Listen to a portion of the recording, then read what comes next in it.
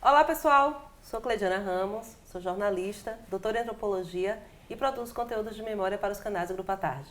Eu sou Priscila Dória, jornalista e repórter do Grupo à Tarde. Nós estamos aqui na seção Mídia e Memória do Projeto REC. Nessa sessão a gente geralmente tem um convidado, e aí a gente apresenta algumas peças aqui que formam o acervo do CEDOC à Tarde. Hoje a gente está aqui com uma visita muito especial, que é o professor Ricardo Batista, e ele vai falar principalmente aqui com a gente sobre história da saúde, história da doença, né, historiador, e principalmente sobre o Hospital Couto Maia, uma instituição muito importante para a questão da saúde baiana, né? Então eu vou lhe apresentar algumas fotografias relacionadas ao Couto Maia. Preparado, professor? Estou preparado. Bom, essa aqui, professor, a gente começa com uma imagem de 1964. Gente, o Couto Maia saiu de Monte Serrat, hoje ele é o ICOM, Instituto Couto Maia, e está lá em Águas Claras. Então aqui ainda é do período em Monte Serrat. Olha, professor, que foto.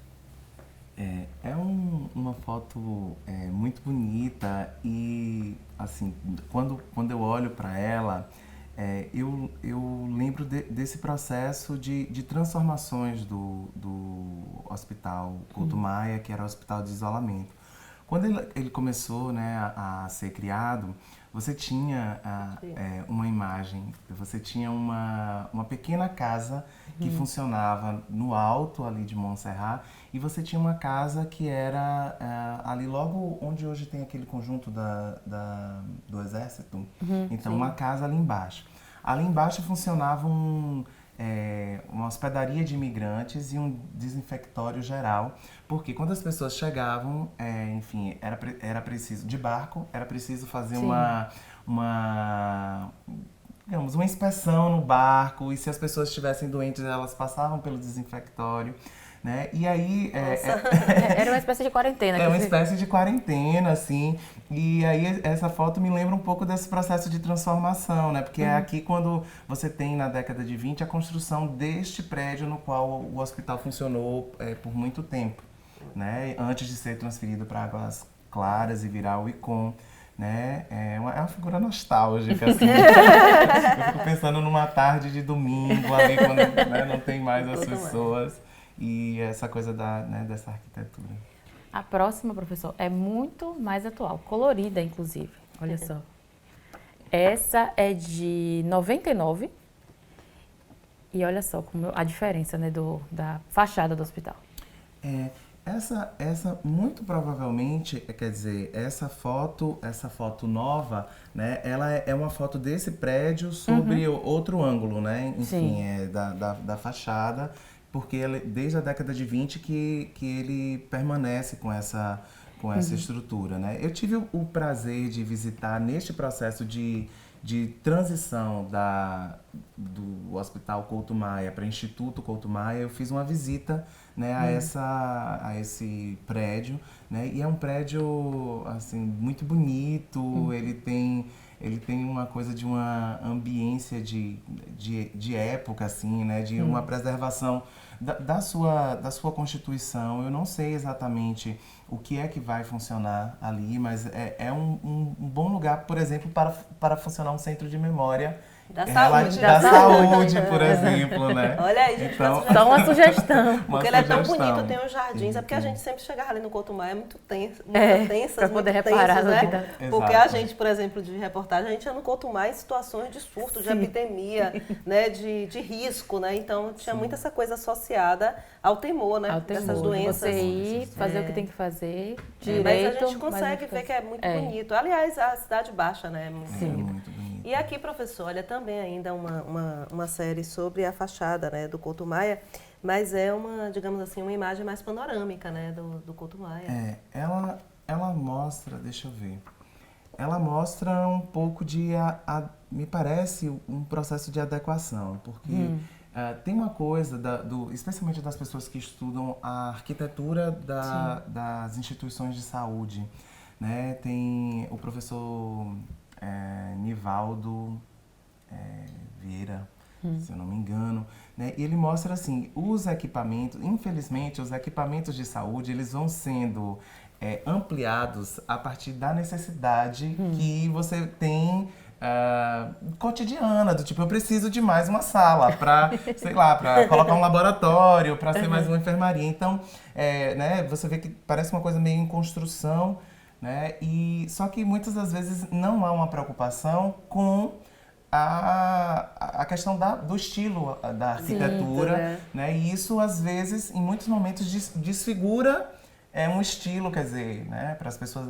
especialmente da arquitetura, isso é uma coisa, para o patrimônio como um todo, mas as pessoas que estudam arquitetura, elas falam do como isso fere, muitas das vezes, um prédio que foi planejado, né? E que o ideal seja que, é claro que você precisa adaptar a instituição para ter uma funcionalidade que se espera, mas que isso seja feito também tentando preservar o estilo da arquitetura.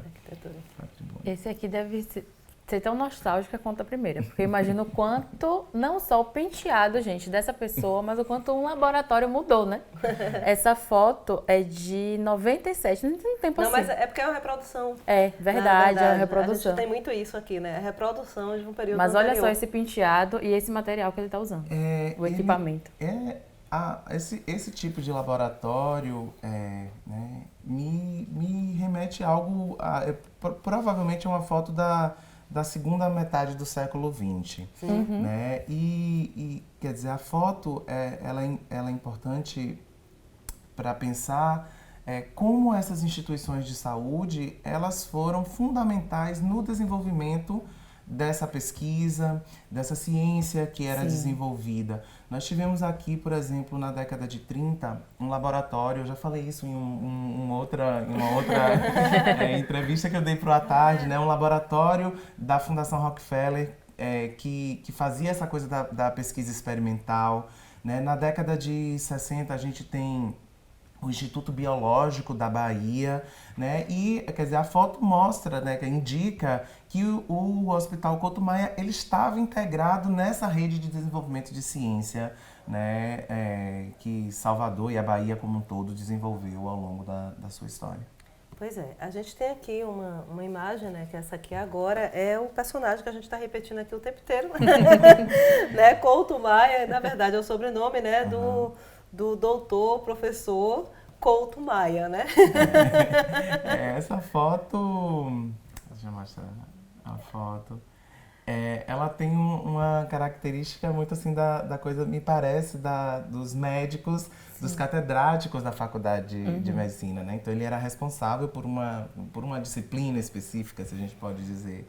Né? Isso, e você tem várias fotos de professores da faculdade de medicina, né, que repetem meio que essa coisa da forma como ele tá, me parece, né, como ele tá vestido. São os signos do magistério, né, de ensino superior, né? Até hoje as formaturas, né, de direito e de medicina são mais formais do que as demais áreas. Eles usam esse tipo de símbolos, né? As capas, né? Sim, e aí as fotos que ficam, por exemplo, se você pega, tem memórias da faculdade de medicina, os professores, especialmente os catedráticos, vão estar vestidos dessa forma, né? Que é desse rito, né? Que é importante. É muito interessante, porque talvez tenha isso também, é marcar a diferença, né? São médicos e cientistas. Sim. Médicos e cientistas. E a próxima é de um atendimento. Acho que é uma sequência sobre memórias, né? Sim, aqui está marcado como 97, também como a gente falou. É uma reprodução? É uma reprodução. Aqui a foto. Bem, um atendimento, né? Tem um personagem, acho que tem uma marca no verso da foto de Marcelo, doutor, né? Aqui tem uma... Doutor Valmik de Moura. Valmik de Moura, né? Um dos mais conceituados médicos deste hospital, da década de 60, esse atendimento. Né? Me chama a atenção, assim, a expressão desta mulher, assim, né? A composição da imagem. A composição da imagem, como ela está, né, olhando de uma forma... séria, né? E como ele parece que está ali prescrevendo uma medicação para ela. E acho que é bem isso, né, de mostrar essa diferença, né, alguns desses hospitais, que não é só o atendimento à saúde, mas também é do estudo, Sim. da pesquisa, né, Sim. de dar ênfase a isso, né? Eu queria, Cleidiana, assim, me remete a um recorte racial, assim, é explícito, Sim. né? Nós temos uma população soteropolitana e baiana que é majoritariamente negra, né? E, assim, a foto me leva a esse contraste, porque especialmente as elites médicas soteropolitanas, ao longo da sua trajetória, e aí, né, ao longo desse século XX, eram integrantes de famílias das elites soteropolitanas e brancos, né? A foto e esse olhar dela me levam a percepção desse corte racial que a gente pode observar. Eles são os pacientes, no sentido etimológico da palavra, né? É as pessoas que são atendidas, que são pesquisadas, né? Que muitas das vezes são utilizadas... São expostas, são né? expostas, muitas vezes. Né? Se bem que, assim, nos últimos anos a gente tem... há uma preocupação muito grande em relação a isso, mas, por exemplo, você pega... se você pega na literatura, às vezes você tem análises que mostram fotos, assim, como... infelizmente, é preciso dizer, infelizmente, o corpo negro foi utilizado como este lugar de laboratório, de experimentação. Então você tem fotos que, enfim, de um período anterior, do século XIX até início do século XX, em que a identidade das pessoas não é preservada. Então você tem a foto ali. Esse não é o objetivo, porque aqui é uma foto de um atendimento. Né? Mas se a gente vai pensar sobre a questão de como a medicina ela é produzida, ela foi produzida, especialmente quando ela tentou ali no final do século XIX para o início do século XX, que ela se contrapõe, ela diz assim, eu sou a autoridade. Né? Eu sou a autoridade, e aí se contrapõe inclusive aos outros indivíduos que desenvolviam as artes de curar. Né? Então ela usa de vários recursos para se impor. Né? A gente estuda a medicina, a gente sabe o quanto a medicina, a ciência é muito importante para a nossa vida, para a saúde, né, para o desenvolvimento tecnológico, para curar doenças e tudo. Mas a gente também precisa fazer uma crítica a como, e muitos historiadores da saúde não se atentam e não fazem isso. Né? E eu acho necessário marcar. A gente precisa fazer uma crítica também às formas que a medicina se utilizou em determinados momentos para poder se instituir como ciência. Essa aqui também faz parte que reforça essa ideia das homenagens. Ó. Essa aqui, por exemplo... é uma foto de Romualdo, embora a gente não consiga marcar aqui quem é Romualdo, deve ser esse aqui, da esquerda, né, pela postura. É Romualdo Carvalho Lopes, que há 19 anos era porteiro do Hospital Couto Maia. Inclusive, devia ser um trabalho que nem todo mundo queria, por causa do estigma do hospital, né? Então, a foto aqui de Romualdo, né, professor? Sim. Pode olhar, né, e depois... Olha, tá vendo? Romualdo deve ser esse aqui, da esquerda, né? O Romualdo realmente deveria fazer um trabalho que nem todas as pessoas estavam enfim, dispostas a fazer por conta dessa coisa do medo em relação, né, às doenças, especialmente essas doenças infecto-contagiosas, né, a esse imaginário que a gente tinha. Mas eu acho fotos como essa importantes porque, assim, a tendência que nós temos e que, às vezes, inclusive, meio que a sociedade espera é reiterar o papel dos médicos que foram nessas grandes personalidades, que tiveram, claro, é evidente, uma importância, né? Mas, assim, quando a gente vai pensar a história da saúde, a história como um todo, e aí eu falo aqui sobre a história da saúde, né? Muitos indivíduos que a gente poderia chamar de, talvez, de indivíduos comuns, de pessoas... Anônimos, elas estavam ali, né? E essa foto, quer dizer, ela é importante para que a gente possa entender, né, um pouco, ou para saber que existiu o Romualdo, que ele desenvolveu esse papel, né? Porque muitas das vezes a história ela foi construída por muito tempo a partir da narrativa dos grandes indivíduos. Né? E hoje, da década de 80 para cá, a gente tem justamente a partir da história social pensado um pouco né, que todo mundo tem história. Isso. Então a gente precisa contar a história de todo mundo. Imagine a história de Romualdo, porque é ele que dá o acesso, né? Ele tanto acolhe quem está chegando no desespero, Como né? quem Mas tá quem está saindo. saindo depois de ser E curado. fez isso por 19 anos.